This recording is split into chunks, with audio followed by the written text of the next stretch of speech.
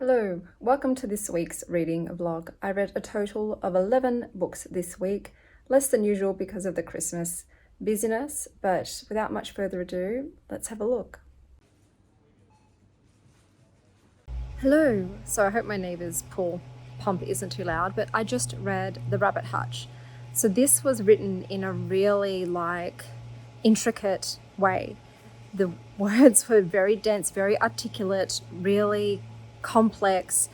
It reminded me of the Gilmore Girls, but on speed, that much extra.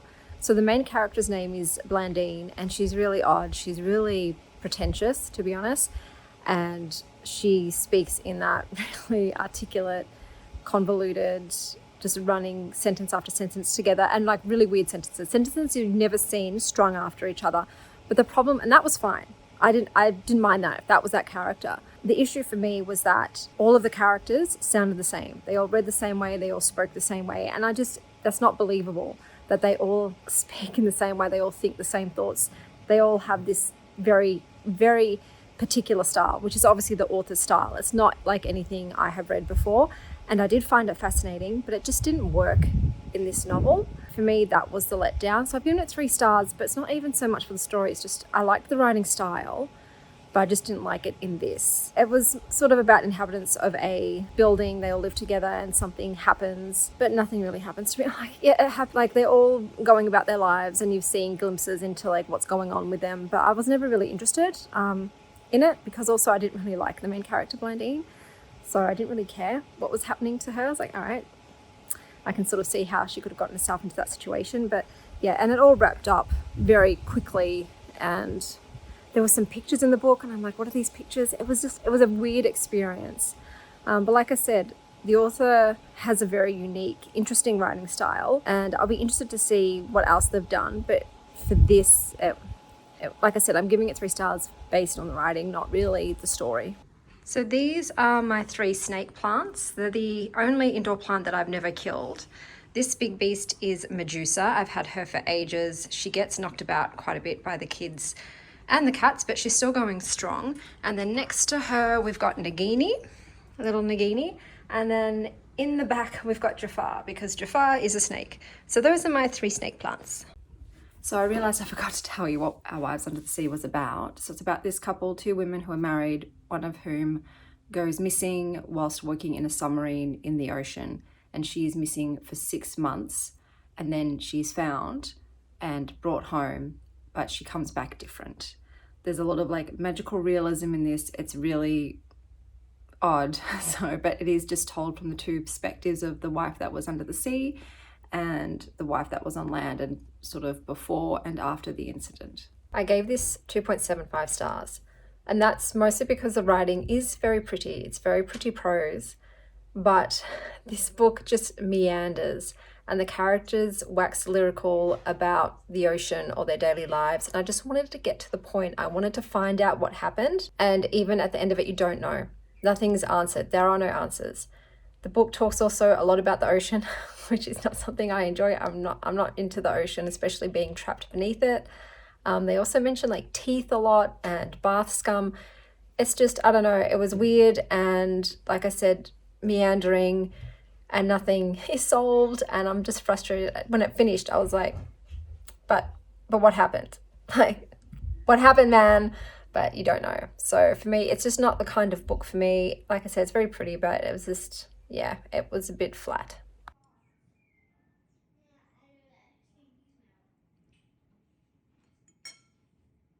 Excuse the gruffness today. I did not sleep. I had a horrifying amount of chocolate yesterday. Just decided to eat chocolate for breakfast, lunch, and dinner, and it did bite me on the bum. I did not sleep, and I don't feel great.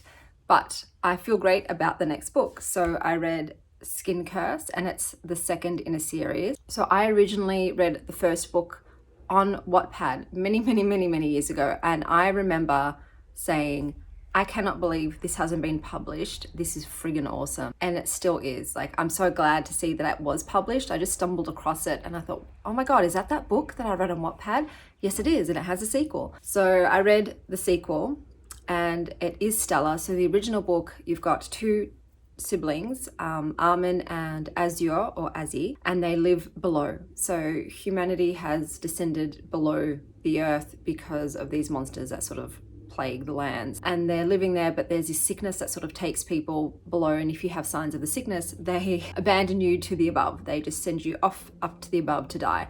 And unfortunately, Azure's brother Armin shows signs of the sickness, so they banish them along with their guardian because their parents have died. So they head up to the lands and are surprised to see that, okay, it's not deserted and desolate. There are people and monsters and things. There's a lot of different types of like species in this land, and they're captured by slave traders and separated. And they sort of go on this journey separately, but Azzy wants to get back to her brother. She also has signs of magic.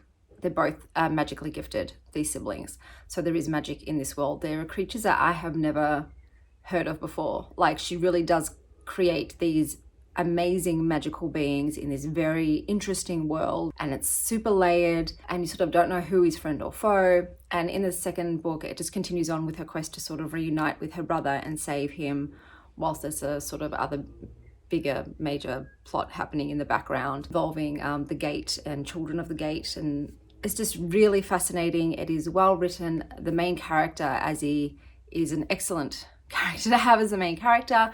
I love being in her point of view, but in this book you also have, it's a dual point of view with Eleanor, and Eleanor is this scorpid woman. So in the first book, Azzy meets her whilst, they're captured by the slave traders, and a scorpid woman is like a human that ends up transforming into this half scorpion, half woman creature. What normally happens is they lose all of their memories, and they're no longer sort of human. They're filled with rage. But she was undergoing a transformation while she was with Azzy, and Azzy used her magic to sort of help her through the birth, so to speak. So she completely remembers who she was and has retained her humanity.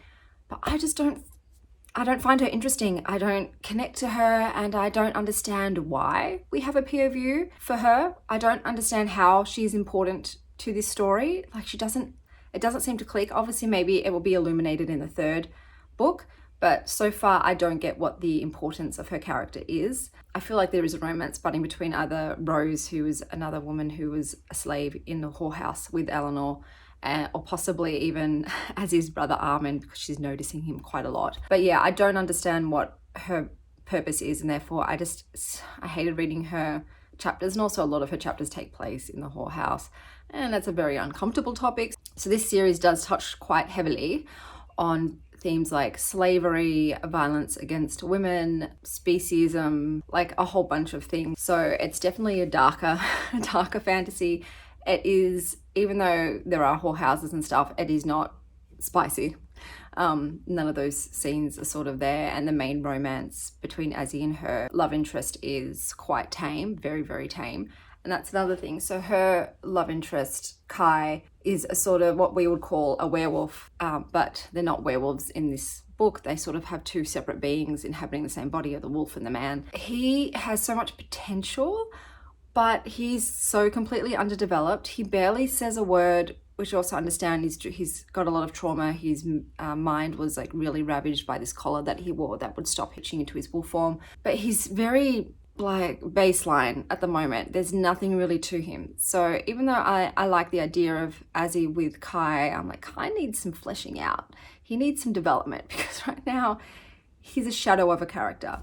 But the lords are fascinating. So there are these lords, these magical beings, and they sort of own a lot of the slaves. It's very complicated. It's really fascinating. I love it. I've gone to try and find the third one, and it was meant to be published this year. I can't seem to find it anywhere. So devastated if there isn't a conclusion to this, if it didn't get published for whatever reason, because I really want to know how this series ends. But yeah, I've given it 4.75 because I love everything except the POVs in Eleanor's. I didn't care for Eleanor and her POVs, and that was the only thing that brought the book down for me. And also Kai not being a bit more developed compared to all the other characters that are in there and that are fascinating. I feel like he's sort of just been put to the side. I'm really excited to continue, and I really want the siblings to be reunited. There's something that happens at the end of the book though that is cliffhangery and causes once again more separation between Avery and her brother, but I'm excited to see what happens because of that. But yeah, this was a fantastic read. How much is this? Whatever you think of. Okay, let's decide what sort of granny. Apologies for the computer glare, but I thought I would update while I'm at my desk working. So I read The Love Hypothesis and I gave this 3 stars. And yeah, it's because I didn't really hate it. I didn't really like it. It is in like no man's land. It's that three level. The main character, Olive, I found her really annoying. She was always apologizing for stuff. She was all over the place. She was like almost whiplashing Adam with her actions and her words. Like it was just like, just pick a stance, woman. Like just tell me what you want. Like stop with all this back and forth, to and fro, yes and no. It was exhausting. And it's like, why is Adam doing this? Because he's got the hots for her, pretty much. That's the reason that he agreed to this fake dating thing. It's not for his professional life. It's because he fancies her. And there is a big age gap. I think it's like 8 years. So he met her when she was quite young. And yeah, look, it's fine. She's a grown adult. Okay. But yeah, the professional dynamic was very strange and odd, and I didn't love it. Like she did basically sexually assault him at work. You can't just go up and kiss colleagues and be like, oh, I had to, no. Like, how old are you? You're not in high school. You don't do that. Like, if your friend doesn't get that you have no feelings for this guy and are absolutely cool with her dating him, that's on her. Like, you don't go and sexually assault people at work to change her mind. Speaking of the friend, Anne, problematic Anne, who was frequently pressuring Olive to commit PDA with Adam in work settings. Not cool, Anne. Not cool. Like, back off. If a woman wants to kiss her boyfriend, she'll kiss her boyfriend. If she doesn't want to kiss her boyfriend in front of her superiors, fair enough. Like, stop with the peer pressure. So, Anne was very uncool. Did I like it? It's okay. Like, I didn't love it. It's not that I'm against the fake dating trope. I have read it in different scenarios and I have liked it way more. Look, those scenarios tend to be fantasy settings where it's like, we've got to pretend to be together so we don't get killed. Yeah, in this situation, I didn't like it. I just thought it was a really weak excuse for like trying to jump someone without their consent. Adam was also very much Adam Driver, like very Adam Driver in all of the descriptions. It's like, okay, yes, this is clearly Adam Driver, whereas I didn't really feel like Olive was Ray at all. And I didn't picture her as Ray because Ray is cool and more kick-ass. The actress is more kick-ass, whereas this character Olive, I didn't like her. Just the toing and froing and the always apologizing. It just, it wasn't for me. So I'm not going to be reading any more of Ali Hazelwood's work. It was also very set in STEM. And all of that stuff just reminds me too much of uni. I don't want to be reminded of my school years or my uni life. I know some people love that, like academia, but I'm just like, I still have recurring nightmares that I haven't completed enough credits to graduate and I don't actually have my degree and I'm a fraud. So all the stuff that's like set in universities, unless it's like much older characters and they're like professors and teachers, but anything that's like a student at school trying to like pass, it's not for me. So that's also another thing it had going against it.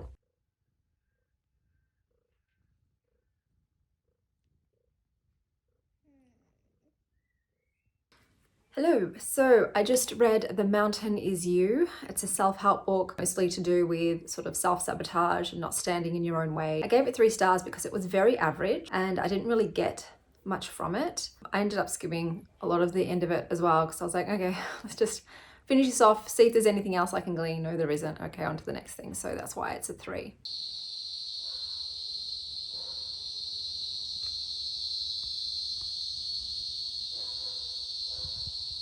And then I listened to Psalm for the Wild Built. Now this is a set in the future where robots were created to do all of the jobs for humankind, and then one day the robots sort of gained a consciousness and decided, yeah, we're going to ditch you guys and head off into the wilds and don't want anything to do with humanity anymore. And then you sort of, I think you get introduced to a tea monk, and eventually I think a robot comes and they have conversations about sort of humanity together. I couldn't even get that far. I just wasn't into it. I tried, but so this is an audiobook, I kept losing my concentration and realizing that I hadn't listened to the last 5 minutes and I had to go back and start listening again. And I just didn't connect with Dex, the monk. I just didn't find them like endearing or appealing or interesting. I think that was the main issue for me. The main character just didn't do it for me. And I know that people have raved about them, but yeah, like I said, there's just so many books out there, and if it hasn't caught my interest 20% of the way in, then it's not for me. This guy's the best. I love Bournemouth. hilarious. Please excuse the little red line on my schnoz. My glasses have like burrowed themselves into a little nice ledge on my nose and it's permanently red. So I listened to 50% of Spell's Trouble and it's because it started off phenomenally. So you begin with a woman who is in a jail cell with her young child, her daughter. They've been accused of witchcraft and are set to hang at midnight because that's the time to hang. And she uses legitimate witchcraft, like real magic, to summon her big Maine Coon cat familiar to help them abscond from the jail and find a new town. They literally found their own town where they're safe. So then we skip forward down the Goodies, because that's their surname, the Goodies line to the new Goodies girls. And you've got Abigail, the mother, who's great, wish there had been more of her, and her twin daughters, Mercy and Hunter. Okay, so this is where it started to fail. These girls, God bless them, speak like the dudes from White Chicks. Oh my God, Brittany! Were you thinking it? Yeah, well, you said it. OMG, you got me a prezi. After reading, well, listening to a lot of that, and unfortunately the narrator was doing the voice. She did the voice. I just couldn't take it seriously. And there was so much like darkness and violence also in this novel. There was this one scene with this bad dude hurting another guy. It got real dark and real violent and real gory, and I was like, I don't know if I want to actually continue on with this. My favorite part of this book was hands down the cat. So the cat familiar Xena stayed with all of the Goodies girls, their entire line. She was phenomenal. Wish she'd been in it more. At this point, 50% of the way in, I decided to go to Goodreads. This got such low ratings. And I think this is a lesson for me to maybe check Goodreads first and just have a quick browse of some of the comments before deciding to sink my time into listening or reading it, because man, people were panning the shit out of this, and for good reason. So I was hoping perhaps maybe it gets better as it goes along. No. And yeah, I can't get that time back. But I don't do the sunk cost fallacy thing. It doesn't matter how much time I put into something. The second I decide, you know what, this isn't worth any more of my time, drop it like a dead weight, just bye Felicia. So yeah, unfortunately I did have to DNF that one. I'm glad I didn't keep listening, hoping that it would get back the magic that it had in the beginning. I just got this mug. It's got a honeycomb on the outside and there's a bee on top, and on the inside it's also honeycomb and yellow, and I just thought it was so cute. And here is the gingerbread trifle. The layers aren't very neat, but I'm running out of time, so it'll do. Hey, so welcome from me and Sylvie. We are just flaked out. It is so hot down under, and I just had my family's Christmas event and it was outside, and my face is literally melting away. I'm having a face-off moment. I feel disgusting, and I will be showering and washing this off and bludging for the rest of the day and leaving the absolute hellscape of a kitchen mess for tomorrow, because I don't have the energy. On Christmas, because I'm divorced, because my parents are divorced, because my ex's parents are divorced, and because my partner's parents are divorced, we have so many Christmas events, but what can you do? The desserts I made also, smashing. That gingerbread trifle, oh my God. It looks good, it tastes good, it's a winner.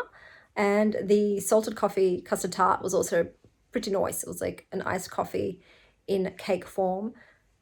Reading-wise, I'm currently listening to Malibu Rising by Taylor Jenkins Reid, because I have it on the background while I'm cooking, cleaning, doing all the Christmassy things. But yeah, I'll let you know how I go tomorrow once I've had some downtime to finish it off. I made all these chocolates for you. Chanel, stop lying. I actually made this guy. Did you make that one? No. Yeah. I don't know how it's going to taste though. Good morning. I am so exhausted. I have like 0 spoons left. But today's cleanup day and I'm trying to like peel myself off my bed to go do it. I started reading Nolyn because I really liked the Age of Empire series. But I just couldn't connect to this one. The main character, I've already forgotten his name, the son of, Persephone and the douche Frey. I just don't like him. He's just a bit of a nothing character. The women in these books are written so much better than the men. The male characters are not that great. And it was like sort of cool to be back in the world, but I just find myself not caring anymore now that main group of people are like long gone, dead. yeah, I just thought, no, I don't feel like getting into this series again. I'm really not one for series. I like to just, like I said, standalones and duologies are my jam. And because I'm not that jazzed going into it, I'm like, no, let's not get ourselves involved. Plus, you know, Siri and her wolf are probably not here anymore. So yeah, I've decided to DNF that one and go on to something else that I'm jazzed about. Hello. So I just read Curse the Day, which is sort of touted as a cozy paranormal mystery. It's got over 4 stars on Goodreads. You should have just seen my face last night in bed reading this, utter disbelief, like what the fuck am I reading? It is so freaking bad. I'm just gonna put a little picture up here of a quote that's basically in the first few pages, and to sort of like set the tone of what it's like, how it's written. This isn't even bad, it gets worse. This is possibly some of the worst writing I have ever read, and I don't want to be mean, but I'm just like, how is this published? Who's rating these 4 stars? Have you never read another book? It just reminds me of like things you write when you're 14 years old. It was dialogue. All of the people just sound ridiculous. They sound like they're teens, like 14-year-olds. It doesn't sound like grown adults. It was the dumbest thing I've ever read. I don't know what else to say about it. I was just in utter disbelief that this was the book. I think I stuck it out for 3 chapters. The chapters are so tiny.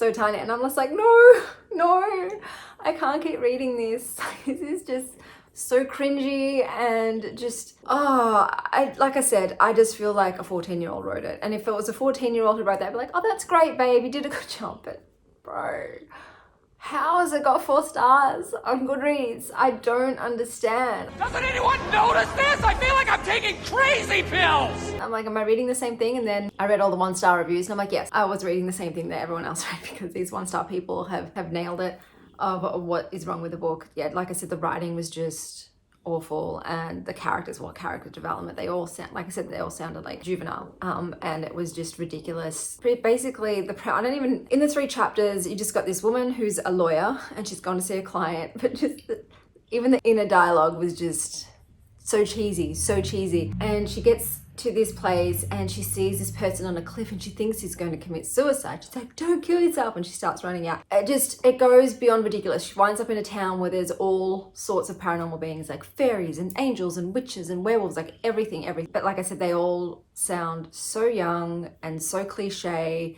and they're all so badly written.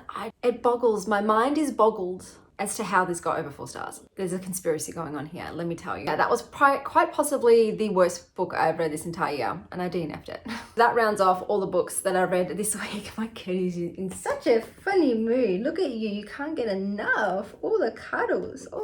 Next week, I will be reading The Midnight Library, which I've already started, and I'll put up some pictures of some other books that I think I'm going to be able to get to next week. So this week I read less than usual because, you know, Christmas, holidays, all that business. I'm also going to be posting my best and worst of 2022 this year, so keep an eye out for that. With that one, I'm deciding to not include the DNFs. Obviously the DNFs are the worst books you've read because you didn't even want to. So I'm going for my lowest rated books I did. There's so many of those. Push all the way through and still thought were caca. So this is editing Chanel. Sweaty editing Chanel. I realized I didn't have 2 of the reviews. I lost them somehow, so I'm just going to do them now because YOLO, you know, go do what you got to do.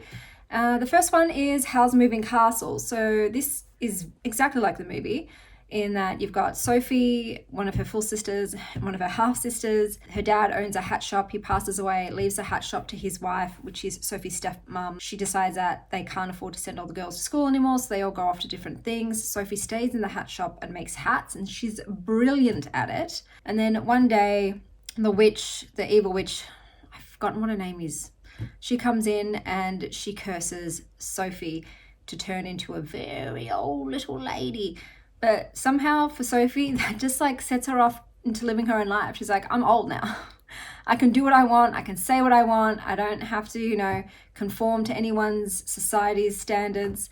And she goes off on an adventure and she stumbles across Howl's moving castle. So there's this wizard named Howl, and there's lots of horrible, horrible gossip about him eating young girls' hearts. While she's in the castle, she meets a lot of people. She meets Howl, who's very into his looks. He is into fashion and looking fabulous and dyeing his hair, yeah. And she forms a friendship with him and all the others that are in the castle, and there's magic abound, and I don't want to give any more of it away, but it's a very sweet, quirky, whimsical sort of scene. The difference between the book and the movie is you get a lot more detail and depth with the book, which is great, because the movie can sometimes be a bit confusing, like, what is going on here? But you get that in the book, and you're like, oh, okay, I get it, cool, I'm all caught up. But yeah, it's a fun little read. And then I read Malibu Rising by Taylor Jenkins Reid. So this one is set sort of in the 80s, but you go back to like the parents' past in the 50s. And you've got these kids who are all the sons of and daughters of Mick Reaver. I think it's Mick or Nick Reaver. I don't remember. I listened to an audiobook and I don't remember as much. Yeah, he's a famous singer. He was also in a lot of the characters in Taylor Jenkins Reid's worlds, all like intermingle in all the books. So I was like, oh, I remember that douche canoe. So you're looking at the kids, they're all like surfers, or one's a surf photographer, but they grew up by the beach in Malibu. It's just a glimpse into, you know, the life of the rich and famous and family drama and all that jazz. Things I normally couldn't give two hoots about. I don't really care for contemporary, I don't care for family drama, I don't care for all these sorts of things in modern settings, but somehow Taylor Jenkins Reid is really great at keeping me reading. I will read to the end about topics I don't want to read about, basically, but I think I gave this 3.75 stars because, yeah, it's entertaining. It's easy to read. It's very digestible. I liked the main characters that I liked were Nina, especially her evolution. She's the oldest sibling and a lot of responsibility is heaped on her shoulders. And I liked Nina's best friend, Tareen. I don't know how to spell it because I didn't see it. I heard it. But she was ballsy and fiery and took no shit and says it like it is. So those were my two favorite characters. I definitely found the women a lot more likable than the men. It was a fun read. Would I read any more Taylor Jenkins Reid? No, I'm not going to read anymore because, like I said, I know I'm going to get caught up reading it, but I don't enjoy these genres, these sorts of topics, and I would rather give that time to a good nonfiction or a fantasy or a romance, like other genres that I really do enjoy more. But like I said, for getting me to read a genre that I don't enjoy, Taylor Jenkins Reid knows how to sort of keep you reading. It's not like amazing writing or anything, but the characters are interesting, and like I said, it just flows in a way that you just keep going until it's finished. But that was Malibu Rising. So I hope that wherever you are having a stellar morning, afternoon, or evening, and as always, stay wild, Star Child.